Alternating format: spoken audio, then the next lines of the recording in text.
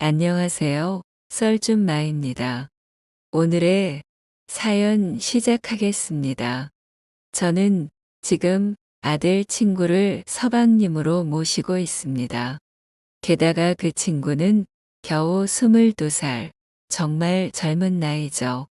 얼마 전 제 서방님이자 아들 친구인 민혁이는 이상한 모양의 스타킹을 사왔어요. 저더러 입어보라고 하더군요. 살면서 그런 건 처음이라 살짝 어색했지만 민혁이가 기뻐하는 모습을 보니 저도 짜릿하고 설렜습니다. 그 아이에게 예쁨 받는 제 모습에 스스로도 놀랄 만큼 흥분됐어요. 마치 평생 모르고 살던 제 아내의 진짜 모습을 발견한 느낌이었죠. 그날 민혁이와 나눈 연애는 제 인생에서 가장 짜릿한 순간이었어요. 민혁이는 하루에도 몇 번씩 절 황홀하게 해줍니다. 젊어서 그런지 힘이 어찌나 좋은지 이런 남자를 서방으로 모시지 않을 수 있겠어요?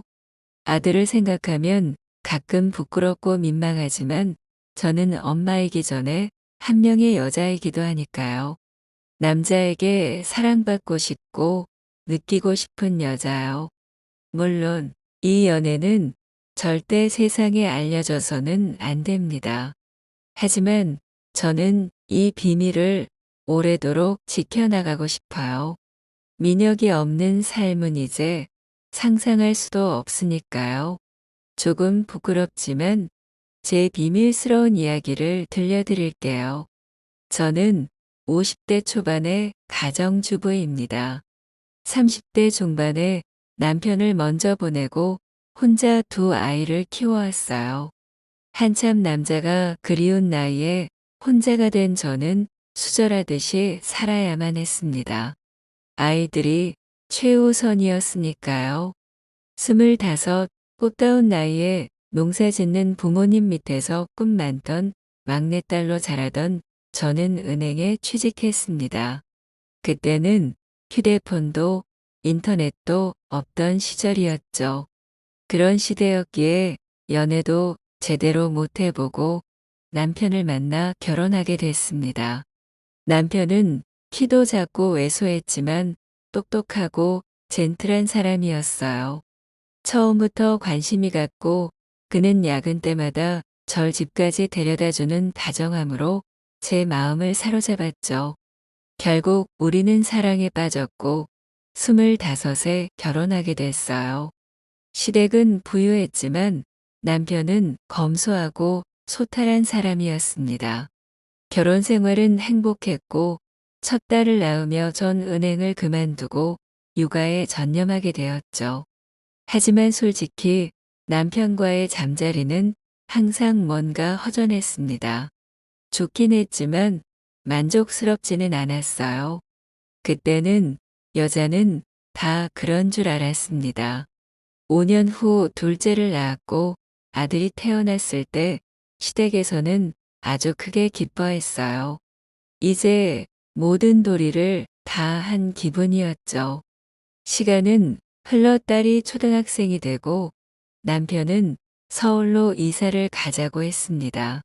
아이들 교육을 위해 이사를 결심했고 시댁의 도움으로 아파트를 마련했어요. 하지만 남편은 사업에 몰두하며 바빠졌고 건강을 잃기 시작했습니다. 결국 남편은 스트레스와 과음으로 지병이 악화돼 세상을 떠났습니다. 그렇게 저는 과부가 되어 두 아이를 홀로 키우게 되었죠. 경제적으로는 남편 덕분에 큰 어려움은 없었지만 외로움과 육체적 허기는 달랐습니다. 밤마다 쓸쓸함을 삼키며 살았어요. 주변에서 재혼을 권했지만 두 아이를 생각하면 쉽게 결심할 수 없었습니다.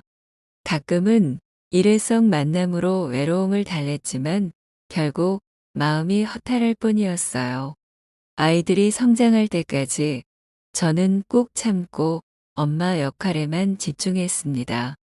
몇 년 전 딸은 좋은 남자와 결혼했고 아들도 군대에 입대했습니다. 혼자 남은 집은 텅 비어버린 것 같았어요. 남자를 만나고 싶다는 생각도 들었지만 적당한 인연을 찾지 못했죠. 그러다 아들이 신병 휴가를 나왔을 때 일이 벌어졌습니다. 아들은 친구에게 빌려준 보조 배터리를 대신 전해주라며 저에게 부탁했습니다. 그렇게 집에 찾아온 아들 친구 민혁이를 만나게 된 거예요. 민혁이는 덩치도 크고 듬직한 아이였습니다.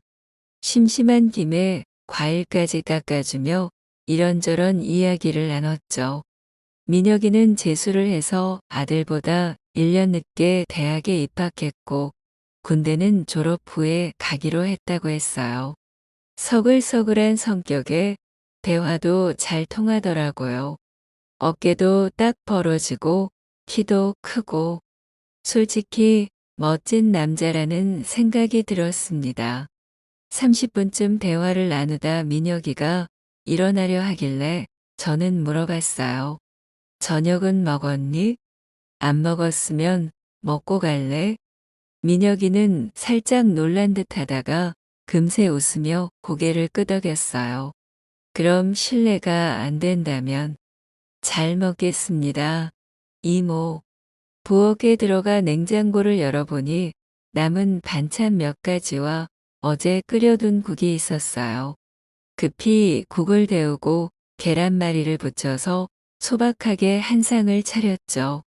식탁에 마주 앉아 밥을 먹으며 민혁이와 더 많은 대화를 나눴어요. 대학생활 이야기부터 친구들 이야기, 미래에 대한 고민까지. 그 아이는 생각보다 성숙했고 배려심이 깊은 아이였어요. 그날 밤 민혁이가 돌아가고 나서도 저는 한동안 멍하니 식탁에 앉아 있었습니다. 정확히 말하자면 민혁이라는 아이가 남기고 간 따뜻한 기운 같은 게 마음속에 오래 남아 있었어요. 물론 아들 또래의 친구를 그런 시선으로 보는 제 자신이 당황스럽기도 했죠. 하지만 그날 이후로 이상하게도 민혁이가 자꾸만 떠올랐습니다. 그 아이의 말투, 눈빛, 웃음, 그리고 저를 바라보던 시선까지도요. 며칠 후 민혁이에게 고맙다는 인사를 전하고 싶어 문자를 보냈습니다. 그날 고마웠어. 민혁이 덕분에 오랜만에 즐거운 시간을 보냈네. 의외로 민혁이는 금세 답장을 보냈고 그 이후로 저희는 가끔 안부를 주고받는 사이가 되었어요. 처음에는 단순히 아들 친구로 시작된 인연이었지만 시간이 흐를수록 저는 민혁과의 대화에서 위로를 받고 있다는 걸 느꼈죠. 그리고 어느 날 민혁이 먼저 연락을 해왔어요. 이모, 그날 이후로 자꾸 생각나요. 혹시 또 뵐 수 있을까요? 그 메시지를 읽고 제 가슴이 조용히 뛰기 시작했습니다. 이건 감정이겠죠. 아니, 오랫동안 묻어두었던 제 안의 여자로서의 감정이 다시 깨어나고 있었던 겁니다.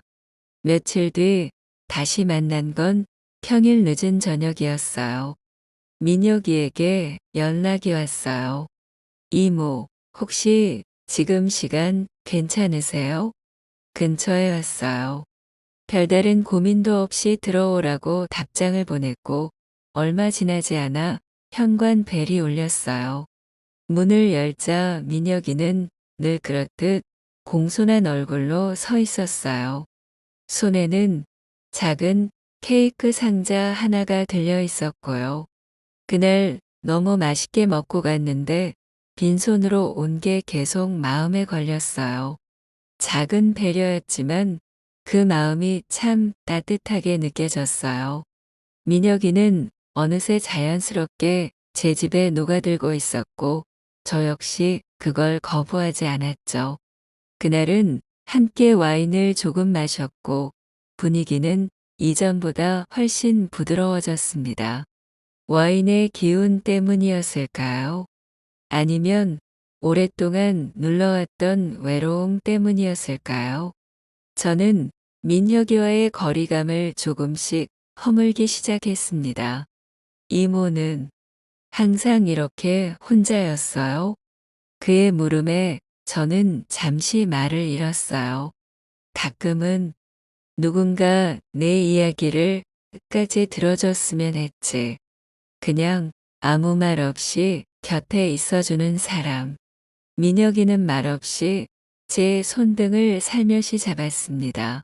그 순간 제 안에 어떤 벽이 무너졌다는 걸 느꼈어요. 서로를 바라보던 눈빛이 바뀌었고 그날의 밤은 그렇게 조심스럽게 시작되었습니다. 이건 사랑이 아닐 수도 있어요. 하지만 그날 이후로 민혁이는 종종 제 집에 머물렀고 우리는 함께 식사를 하고 영화를 보고 때로는 아무 말 없이 서로를 느끼는 시간도 가졌습니다. 처음엔 그저 위로였을지 몰라도 시간이 흐를수록 감정은 진해졌고 저는 그 아이를 기다리게 되었습니다. 민혁이는 말했어요. 이모는 그냥 이모가 아니에요. 저한테는 너무 특별한 사람이에요. 어떤 이름도 붙일 수 없는 관계. 누군가에게는 비난받을 수 있는 이야기일지 몰라도 제게는 오랜 외로움 끝에 찾아온 따뜻한 봄날 같았어요. 지금도 그 아이가 문을 열고 들어올 때면 가슴이 두근거려요. 여전히 혼란스럽고 여전히 조심스럽지만 그 아이의 웃음을 보는 순간 모든 망설임이 잠시 멈춰버리곤 하죠. 그리고 저는 이렇게 생각해요. 누군가를 진심으로 바라보는 마음에는 나이도 조건도 세상의 시선도 필요 없다고. 지금 이 순간만은 있는 그대로의 저로 있는 그대로의 그 아이와 함께 있고 싶어요. 그게 제 진심이에요.